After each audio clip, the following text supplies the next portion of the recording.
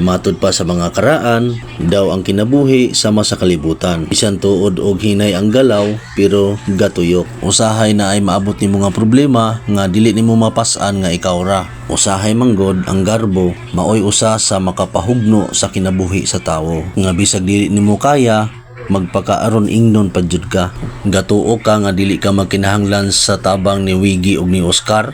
Si Oscar dali gyud kay na siya mutabang sa mga talabangon, pero ay lang po nang mangayo na pagkakwarta kay di man na imuha pagkugi og imuha ana man na.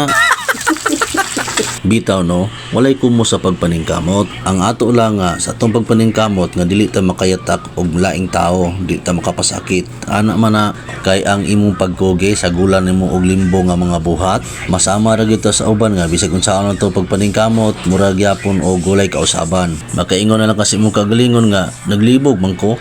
Naningkamot man unta ko sama sa uban apan nga nang wa man ko buligi. Usahay man gud sa to ang kinaiya nga magdali ta.